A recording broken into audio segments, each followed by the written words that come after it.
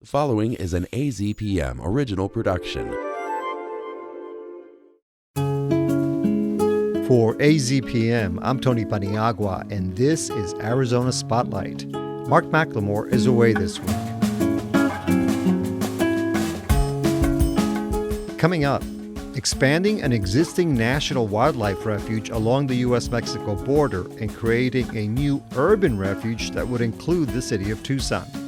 Supporters say both ideas will bring welcome benefits. Part of the work we do in community economic development is really look for where are the non-extractive or minimally extractive economic development opportunities.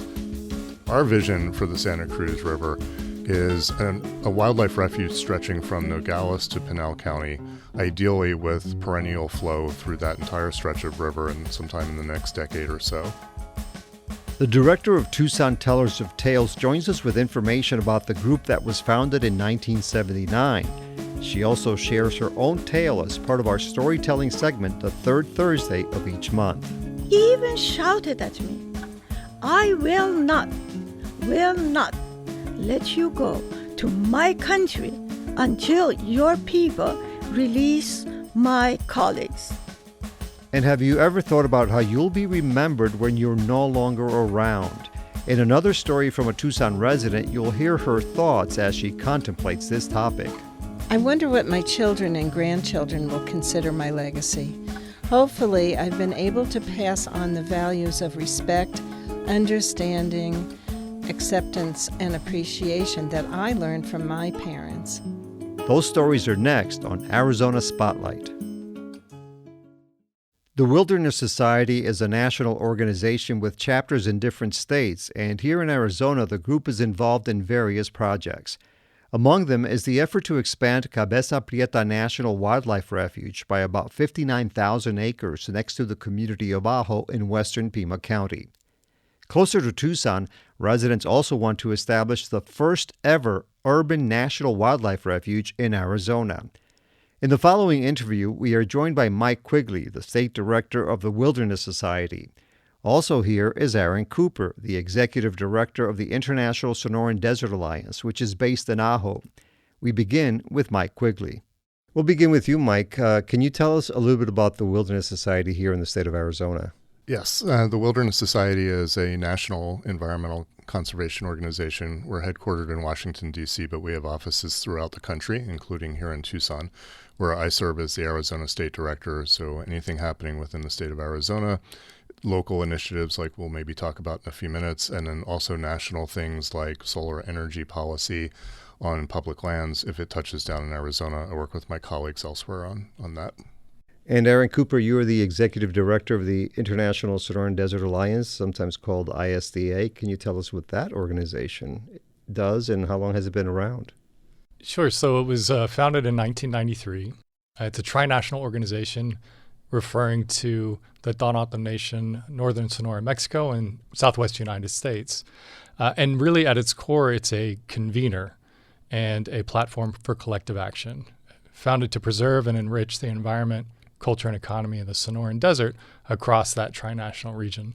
And the way that plays out in a number of different ways around intentional conversation between landscape managers and peoples living within and adjacent to those landscapes, but then also in community and economic development projects, creative placemaking, or as we like to refer to it, creative placekeeping, is often a core element of the work that we're doing as well.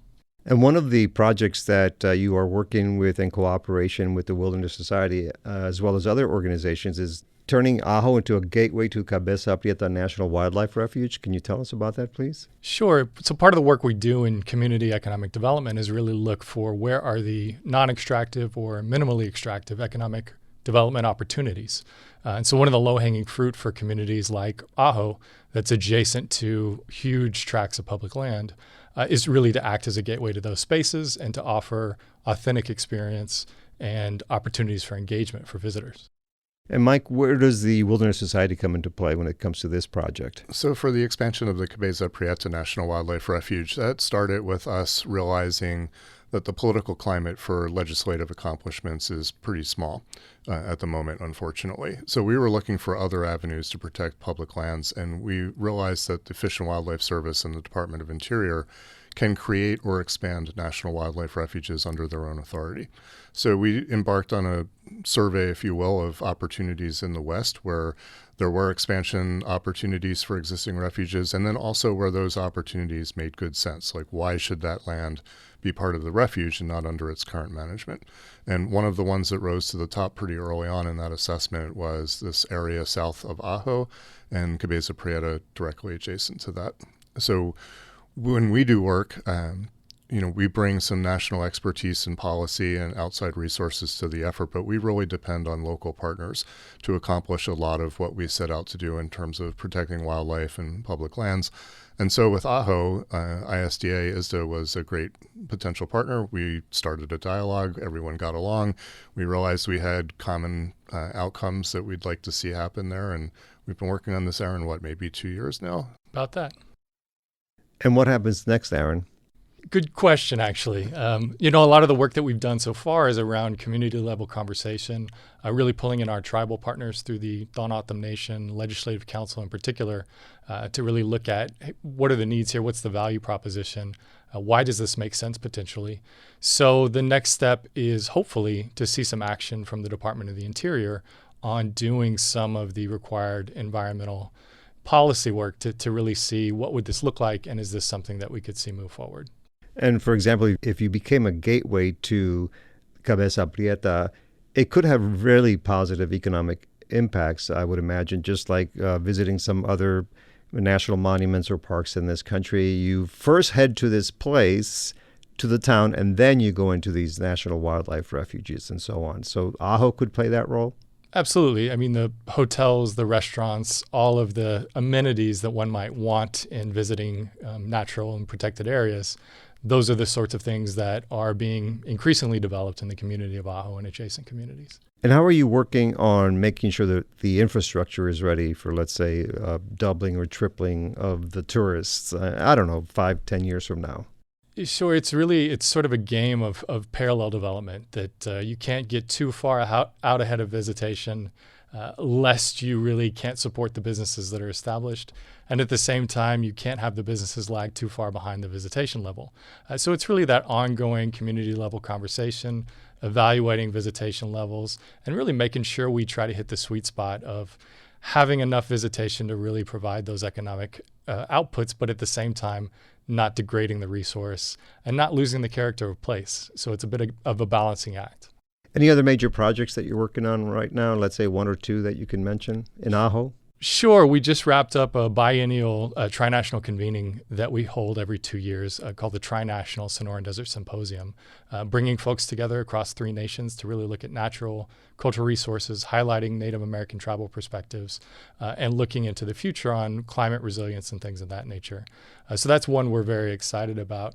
And 2, we're in the process of writing the first in the nation comprehensive economic development strategy, CEDS as it's known to the U.S. Economic Development Authority, that is built around a biosphere region and not a conglomeration of municipalities or counties. It's really built around a bioregion.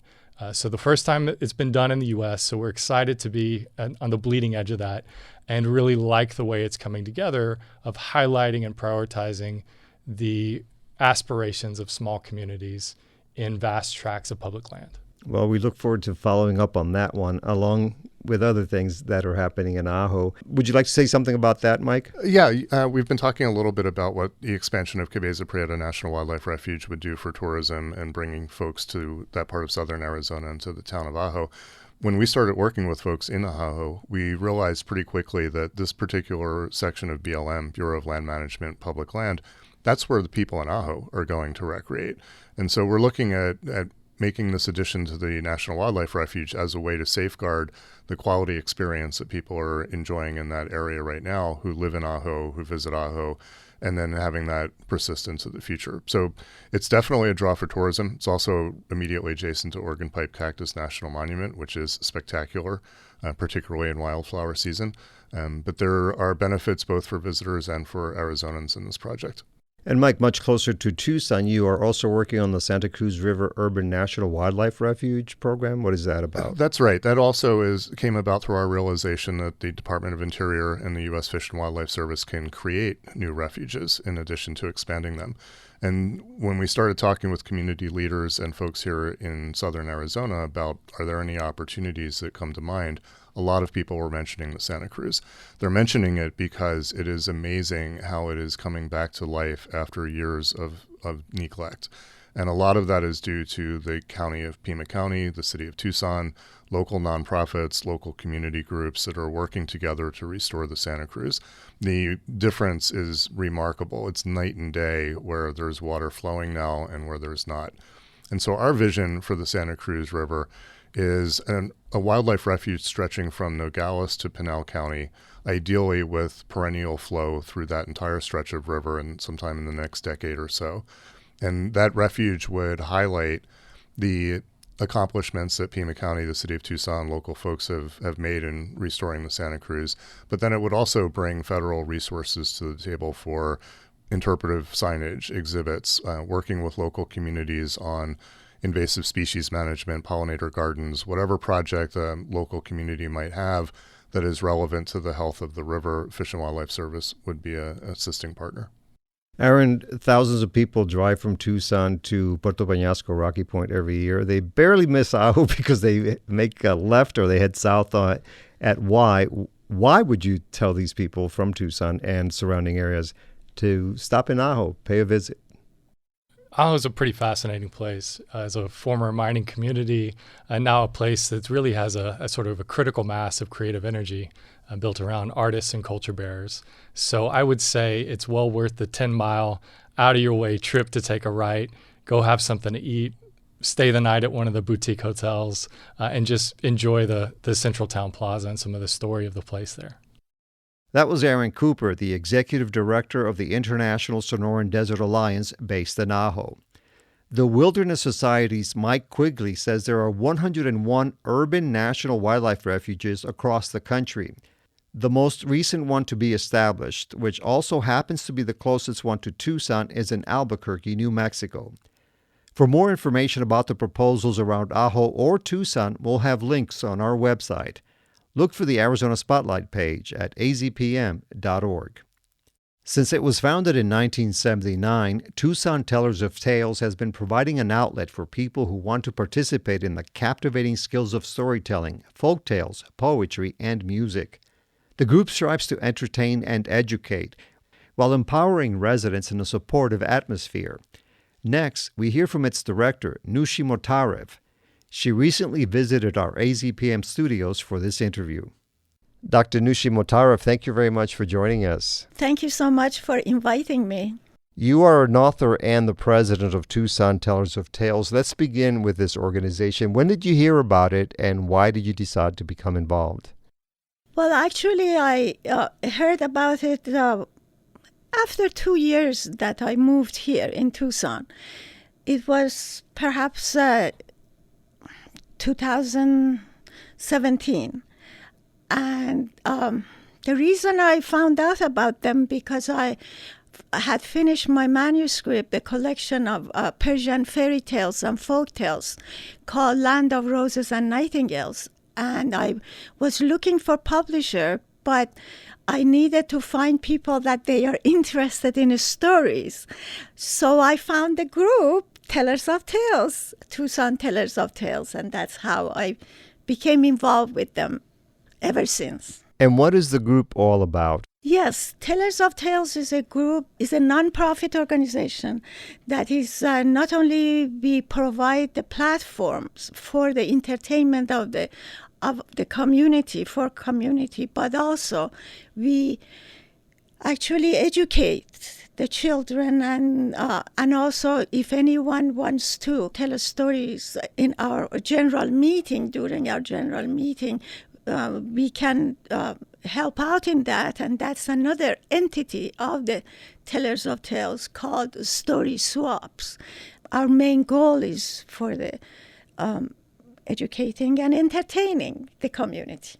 And who is invited to these storytelling groups, or who can attend? Anybody that would like to come to be entertained, listen, or tell a story, they welcome to come to our meetings. And also it is for free because about almost 2 years ago we abolished the membership because we wanted to make it affordable for anyone to come and listen and enjoy and have improve the skill of storytelling and understanding, because we know stories are the backbones of the literature, of music, of anything, especially for students and grown-ups. So, however, we are non-profit organization, therefore we only can survive now based on the donations. I saw on your website, one of the features that you provide is that you help people gain confidence, because this is where it becomes really difficult for many people to get up on stage, right? Yes, correct. Because as we know, the hardest part for Americans usually is public speaking. But yes, because we provide also the platform that is a very friendly platform, and we sit around and we start telling stories. So, and it is a safe platform. We were speaking ahead of this interview, and you told me that because of COVID and some other issues, at some point there was a concern that this organization might actually have to fold. It would probably have to close. But you said, I'm not going to let this happen. Yes, because as perhaps you know, my background is from Iran or Persia. And when I was a little girl, always we went to the coffee shops and we have dervishes to come and act out stories, actually. So I feel like stories runs in my veins. You used a word that I'm not familiar with, dervishes, you said? Yes. What is that? Okay, dervishes are actually from Middle East, are the ones that they really don't care about materialistic world. They are only trying to expand their mental capacity. But on the other hand, they go and read and understand and have fun with, which comes based on the Persian philosophy, Sufism. How significant is storytelling, the tradition of tales, of stories, in your culture when you were growing up? When I was growing up as a little girl, we had only radio. And then later on, TV came. However, storytelling, it was so significant. And going and participating, especially in my family. My father, being a newspaper person, he had a newspaper in Tehran.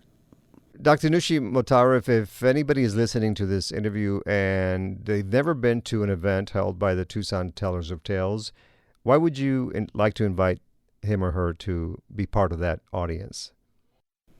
I would like for them to come, first of all, to have fun, to socialize with the community. And also, as we know, stories breaks walls among us. So that is very important, to make friends. To me, having friends, it doesn't matter how many of them, it is nice to have the community with us. And I invite everyone to please give us a try and come to our general meeting. Thank you, Dr. Nooshie Motaref.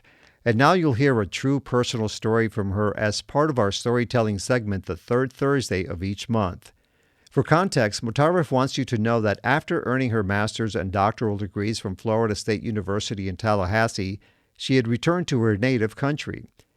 She found a job at a university in Iran, but that professional chapter was cut short unexpectedly.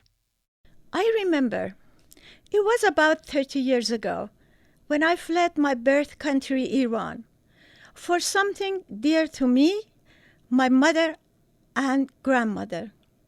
Before me, freedom. In those days, the Islamic Revolution was stifling liberty across the country.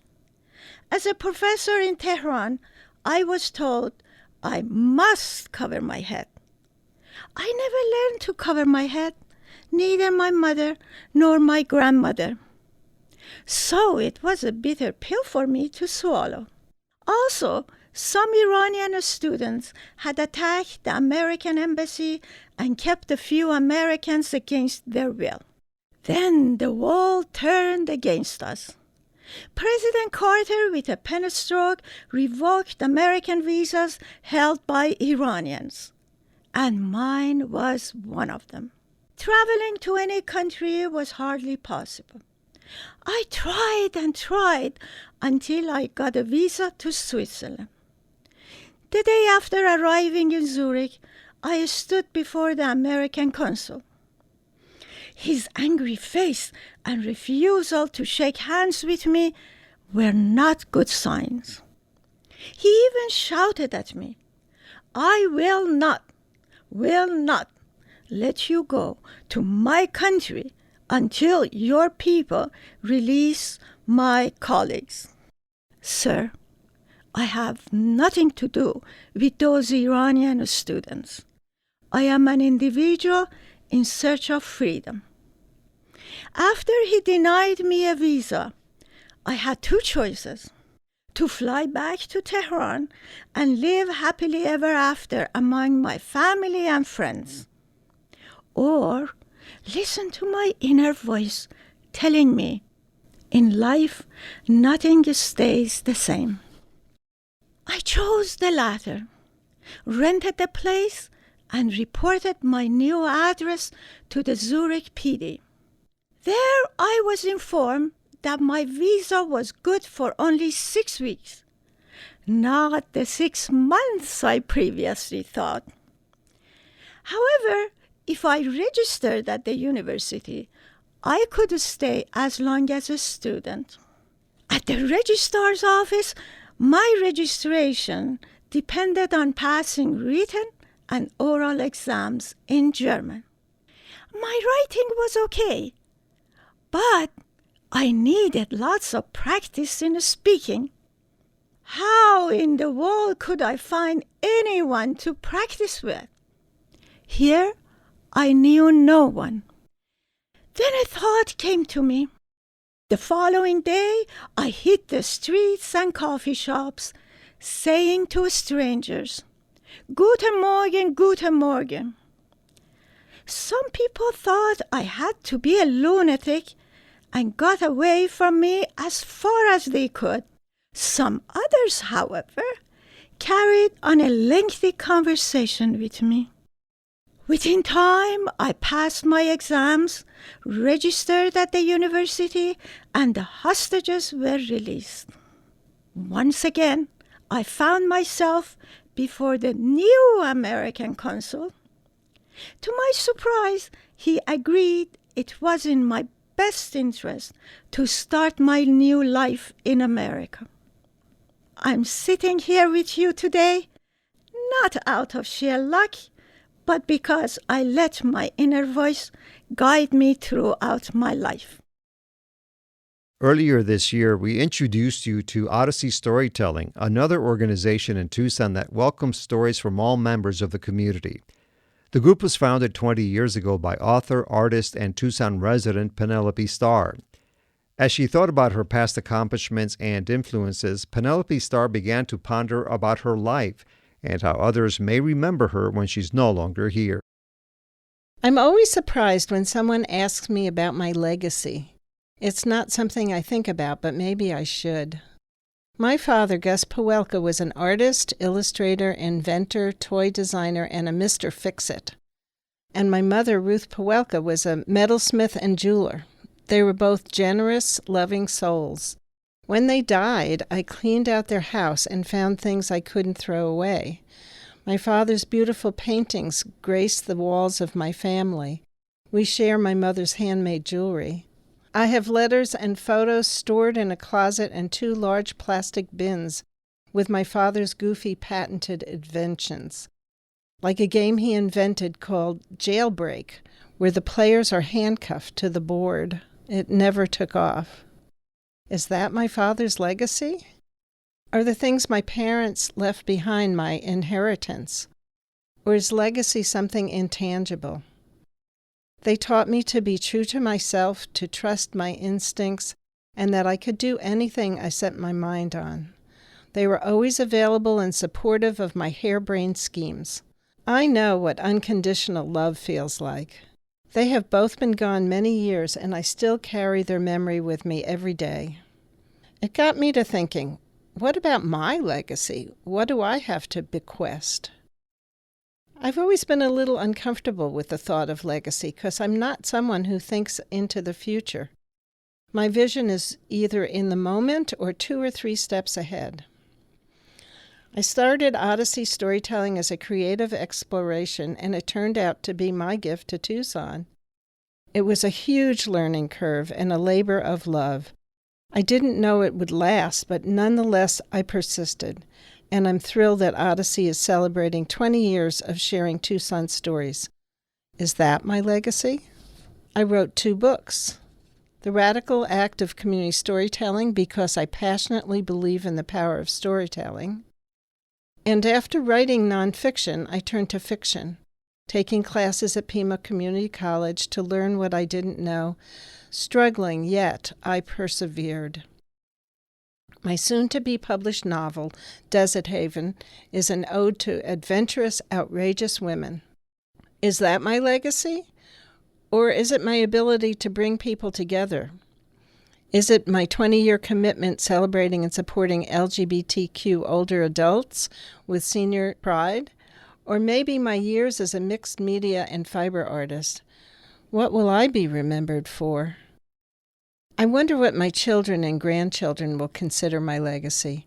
Hopefully, I've been able to pass on the values of respect, understanding, acceptance, and appreciation that I learned from my parents. I wonder what my influence was on them. Is that my legacy? I was raised with strong moral values and the understanding that our afterlife is how we live on in the memories of the people we have touched. I'm motivated by a desire to make things better and to add to the beauty of the world. How do you measure a life? Is it the things we leave behind? When you Google legacy, the first thing that pops up is legacy.com, the world's largest obituary database. Do we only have a legacy when we're dead? In that case, it's not time for my legacy. If you'd like more information about Odyssey storytelling or Tucson Tellers of Tales, we'll have links on our website. Just go to azpm.org and look for the Arizona Spotlight page. Thank you for listening to Arizona Spotlight. This show is a production of AZPM. The production engineer is Jim Blackwood. Production assistance by Alicia Vasquez. I'm producer and guest host Tony Paniagua. Have a wonderful week. AZPM podcasts are made possible in part by donations from listeners like you. Learn more at support.azpm.org. Thank you.